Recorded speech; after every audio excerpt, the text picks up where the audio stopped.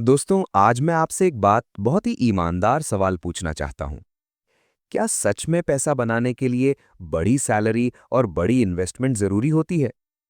ज्यादातर लोग यही सोचते हैं कि जब ज्यादा पैसा आएगा तब इन्वेस्ट करेंगे। लेकिन सच्चाई ये है दोस्तों, पैसा बड़ी रकम से नहीं बल्कि सही आदत से बनता है। आज के इस वीडियो में मैं आपको दिखाने वाला हूं कि सिर्फ 1,000 रुपए महीना एक आम आदमी एक भरोसेमंद एसबीआई म्यूचुअल फंड कैसे आने वाले सालों में लाखों का फंड बना सकता है। और यकीन मानिए, जब आप कैलकुलेशन देखेंगे तो आपको खुद अपनी सोच पर हैरानी होगी।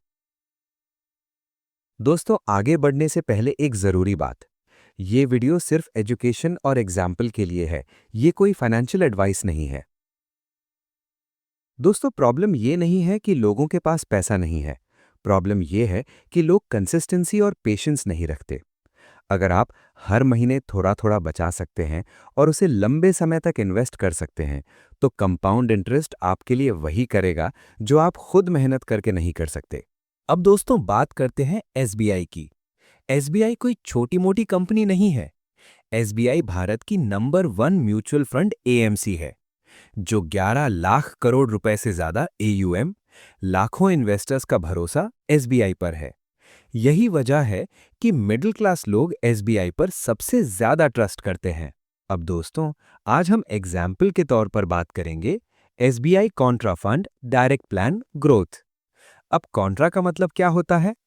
कॉन्ट्रा स्ट्रैटेजी का मतलब होता है मार्केट की भीड़ से अलग सोचना, अंडरवैल्यूड लेकिन स्ट्रॉन्ग कंपनीज में इन्वेस्ट करना, शॉर्ट टर्म नॉइज को इग्नोर करके लॉन्ग टर्म वैल्यू बनाना। इस फंड की शुरुआत वर्ष 2013 में हुई थी।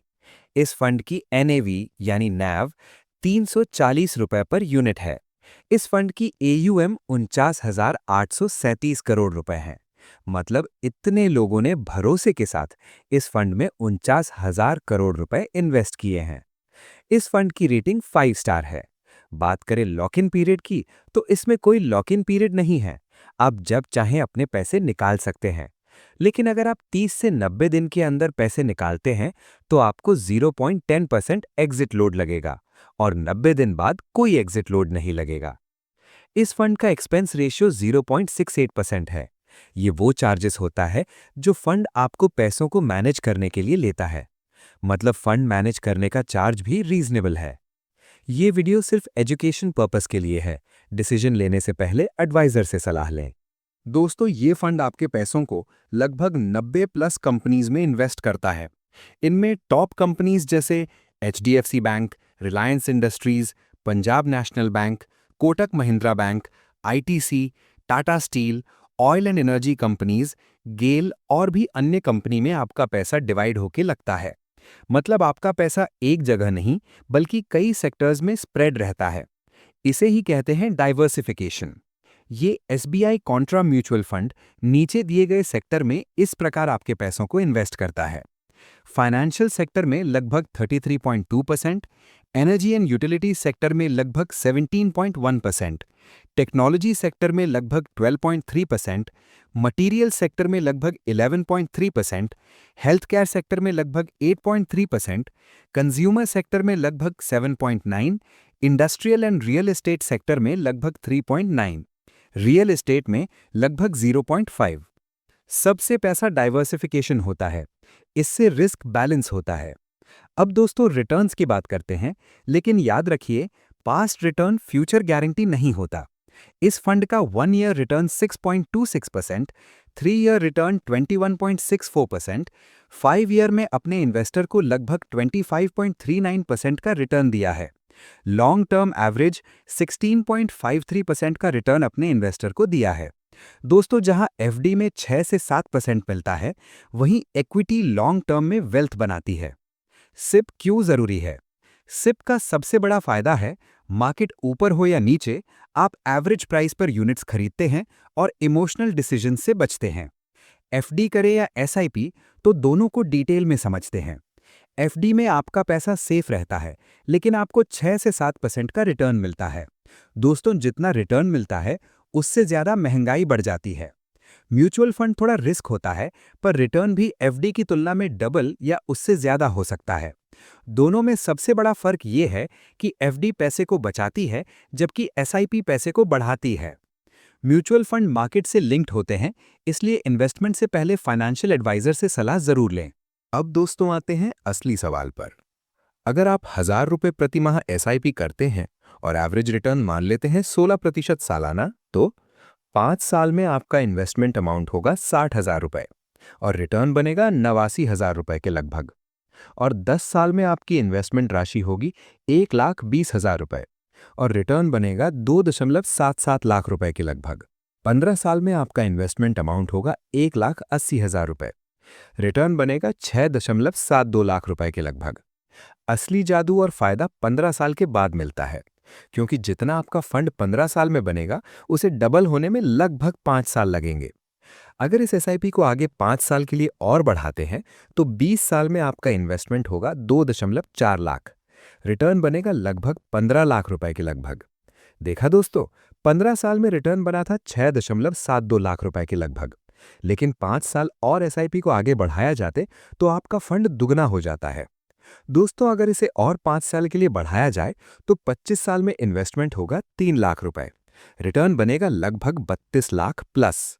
यही है कंपाउंडिंग की असली ताकत। दोस्तों, जैसे जैसे समय बढ़ता जाता है, कंपाउंडिंग का जादू दिखने लगता है, इसलिए हमेशा लंबे समय के लिए इन्वेस्टमेंट करें।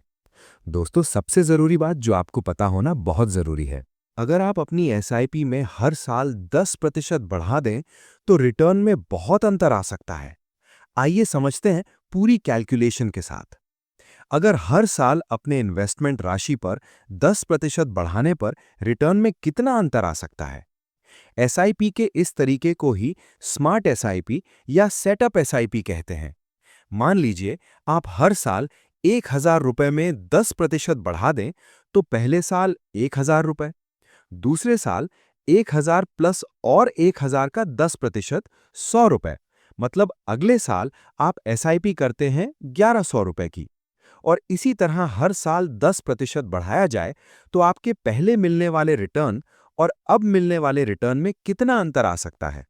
इस तरीके से आपका 5 साल में रिटर्न बनेगा 1,06,000 रुपये, 10 साल में रिटर्न बनेगा 3,94,000 रुपये, 15 साल में 11,03,800 रुपये, 20 साल में 27,62,000 रुपये, 25 साल में 65 लाख रुपए।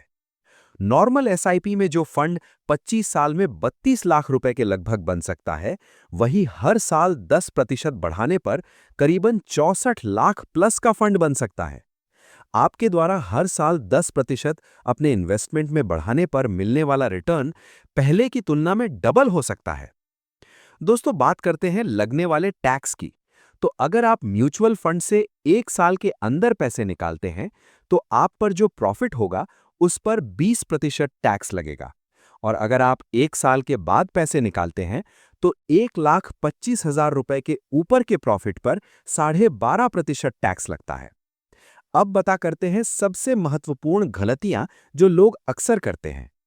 मार्केट गिरते ही एसआईपी बंद कर देना, शॉर्ट टर्म रिटर्न देखकर फंड बदलना, बिना गोल के इन्वेस्टमेंट। दोस्तों, अगर मार्केट गिरे तो डरिए मत। गिरावट में एसआईपी बंद नहीं, बल्कि कंटिन्यू करने वालों ने ही सबसे ज्यादा पैसा बनाया है। बात करता हूं सही स्ट्रैटेजी क्या है। लॉन्ग टर्म सोचे, 10 से 20 साल के लिए, और मार्केट के उतार चढ़ावों में पैनिक ना करें। दोस्तों, अगर आप आज से सिर्फ 1,000 रुपये महीना इन्वेस्ट करना शुरू करते हैं तो हो सकता है बच्चों की पढ़ाई की चिंता कम हो और उनके शादी और मकान के लिए आपको पैसों की चिंता ना करना पड़े और फ्यूचर में लोन की जरूरत ना पड़े। रिटायरमेंट में किसी पर डिपेंड ना रहना पड़े। यही फाइनेंशियल फ्रीडम है। दोस्तों, सोचिए, अगर आप रोज आपका एक कोई फालतू का खर्चा कम कर दें तो महीने के 1,000 रुपये आराम से बच सकते हैं, और वही 1,000 रुपये से आप भविष्य में एक फंड बना सकते हैं। दोस्तों, अगर आपको ये वीडियो हेल्पफुल लगा हो तो एक लाइक जरूर कीजिए, और अगर आपने अभी तक हमारे चैनल सरल इन्वेस्ट को सब्सक्राइब नहीं किया है तो अभी कर लीजिए। अगले वीडियो में बताऊंगा कैसे 2,000 या 3,000 रुपए की एसआईपी से 1 करोड़ का फंड बनाया जा सकता है। दोस्तों,